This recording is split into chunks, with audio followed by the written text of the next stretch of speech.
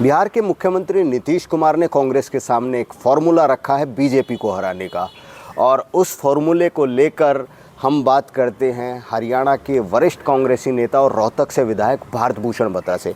बत्रा जी, नीतीश कुमार ने एक फॉर्मूला दिया है कांग्रेस को कि विपक्षी दल इकट्ठे हो जाएं और हम इकट्ठे होकर के बीजेपी को 100 सीटों पर रोक सकते हैं। क्या कहना चाहिए? बिल्कुल अच्छा संदेश है, बढ़िया संदेश है। और हमारे नेता राहुल गांधी का भी यही संदेश है कि विपक्ष को इकट्ठा होना चाहिए। इवन यात्रा के अंदर भी उन्होंने सभी विपक्षी दलों को यात्रा में बुलाया, कईयों ने ज्वाइन भी किया, मेजोरिटी ने ज्वाइन किया, एक दो ने ज्वाइन नहीं किया। ये सारे विपक्ष के हित में भी है और गिव एंड टेक विपक्ष को भी करना पड़ेगा। जिस स्टेट के अंदर रीजनल पार्टी मजबूत है तो उसको अकोमोडेट करना पड़ेगा, जिसमें रीजनल पार्टी मजबूत नहीं है तो उनको भी सेक्रीफाइस करना पड़ेगा। तो अब बात यह है कि अगर बीजेपी को इधर से तो अखिलेश हराना चाहते हैं, उधर से कहते हैं कि कांग्रेस के साथ समझौता नहीं करूँगा, तो ये कैसे होगा? वोटों में तो बिखराव होगा। अब विपक्षी एकता के लिए आज देखो, कुल मिला के भारतीय जनता पार्टी की कितनी स्टेटों में सरकार है। विपक्ष के चीफ मिनिस्टर हैं, पर कई अपनी इंटरेस्ट के लिए कई चीफ मिनिस्टर सरकार भारतीय जनता पार्टी के साथ हैं, कई नहीं हैं।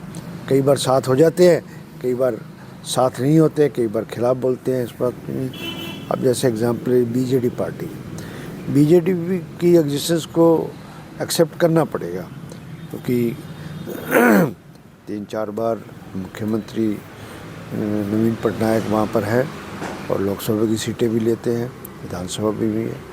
तो उस प्रदेश में उनको विपक्ष में जोड़ने के लिए निश्चित रूप से बाकी विपक्षी पार्टियों को तो कुछ ना कुछ त्याग करना पड़ेगा। अब बिहार है, बिहार की सभी पार्टियां, चाहे जेडीयू है, कांग्रेस है या आरजेडी है, सभी कांग्रेस साथ आने को तैयार है। इसी प्रकार एनसीपी भी हमेशा ही विपक्षी एकता के पक्षधर रही है और जहाँ तक कोशिश होती है कि चुनाव जो है महाराष्ट्र के अंदर इकट्ठा भी लड़ा जाता है। अब वो केसीआर अगर अपनी अलग लाइन पकड़ते हैं या जगन रेड्डी अलग लाइन पकड़ते हैं, अगर सभी मिलकर चले और अपनी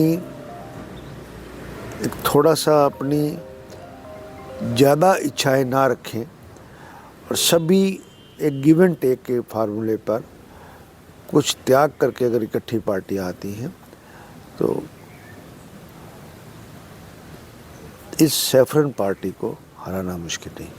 नहीं तो इस समय देश कुछ और तरह से जा रहा है। जिन नेताओं ने, जिस पार्टी ने आज़ादी में इतना बड़ा रोल दिया और जो प्रारूप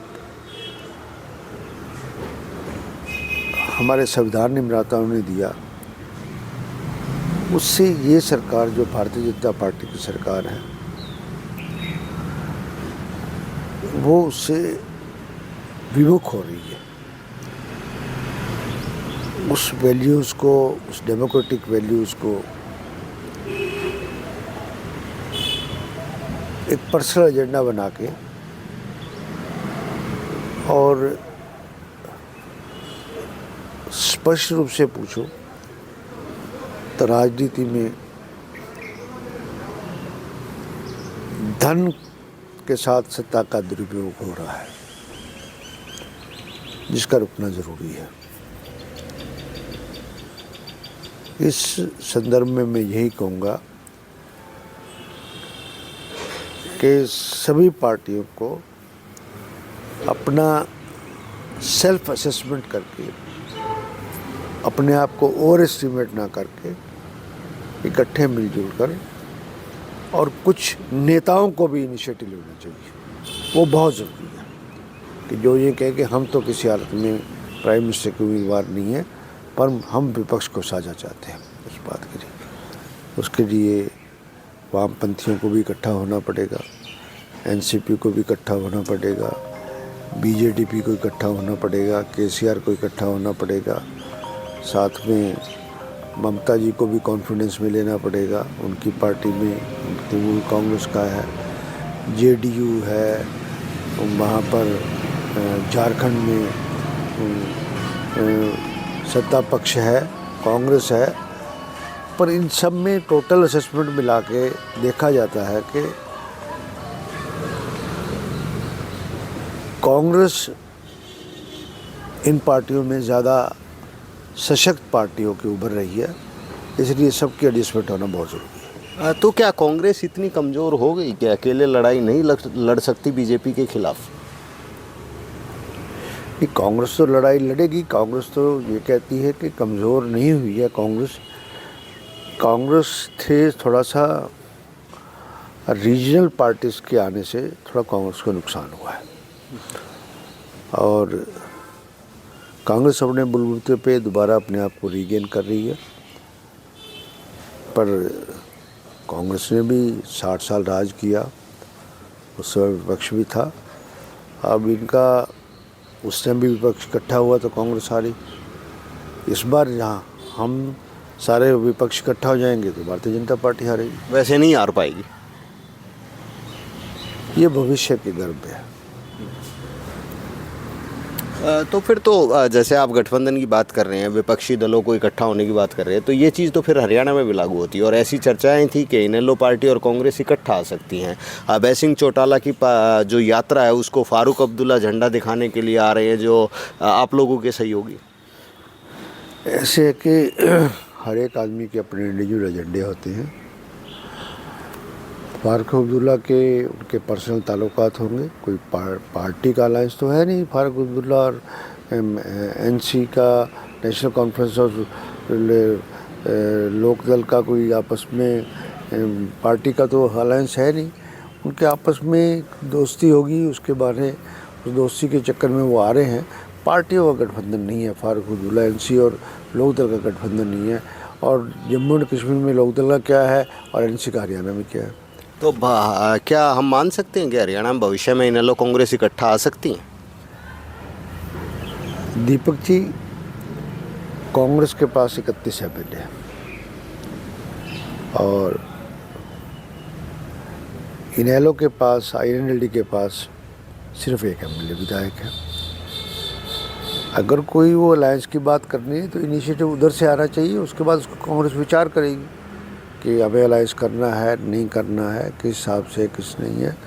अगर वो कांग्रेस उनको ऑफ़र क्यों दे कि आप आओ, उनको ठीक है कि पिछली बार उनके ज़्यादा एमएलए थे, अपोजिशन लीडर भी उनका था, पर इस बार तो सिमट के रहेगी ना, सिर्फ एक ही सीट आई, बाकी सीटें तो नहीं आई। और जेजेपी और आईएनएलडी भी आपस में टूट गई हैं। तो अगर एक रीज़नेबल हिसाब से अगर वो कोई ऐसी अपनी इच्छा जाहिर करते हैं तो ये कांग्रेस की हाई कमांड उचित समझेगी तो उस पर विचार करेगी। तो क्या अभी तक ऐसी चर्चाएं हुई हैं क्या इस मेरे मुताबिक नहीं। एक कर्टसी, सोशल सिस्टम या सोशल में आपस में मिलना वो एक बहुत बात होती है, वो एक समाज की सामान्य बातें हैं और वो अच्छी बातें हैं कि आपस में पर्सनल दुश्मन तो है नहीं कि आपस में कोई मर्डर हुए हैं, गोली चली हुई है, ये हुआ वो हुआ। राजनीति में कुछ भी पॉसिबल है, nothing is impossible in politics. मतलब अगर वो एक कदम बढ़ाएंगे तो कांग्रेस पार्टी भी अपना कदम बढ़ाएगी। अगर वो बढ़ाएंगे तो निश्चित रूप से उससे कांग्रेस की हाईकमान इस बात को सोचेगी कि हमारा हर एक पार्टी अपना बेनिफिट सोचती है, सीधी सी बात तो ये। तो भारत भूषण बत्रा कांग्रेस से विधायक और वरिष्ठ नेता हैं कांग्रेस पार्टी के, उन्होंने ये साफ कर दिया है कि विपक्ष को इकट्ठा होना होगा और भारतीय जनता पार्टी को हराने के लिए ये ज़रूरी भी है, और लेकिन अपने स्वार्थ छोड़ने होंगे। और जहाँ तक हरियाणा की बात है तो अगर इनेलो पार्टी हरियाणा कांग्रेस के साथ गठबंधन करना चाहती है तो पहला कदम उन्हें उठाना होगा, उसके बाद कांग्रेस पार्टी गठबंधन के बारे में अपना विचार करेगी। रोहतक से मैं दीपक भारद्वाज, पंजाब केसरी टीवी। हमसे जुड़े रहने के लिए हमारे YouTube चैनल को सब्सक्राइब करें और नई वीडियो की नोटिफिकेशन के लिए बेल आइकॉन को दबाएं। अगर आप ये वीडियो Facebook पर देख रहे हैं तो लाइक जरूर करें और ज्यादा से ज्यादा शेयर करें। धन्यवाद।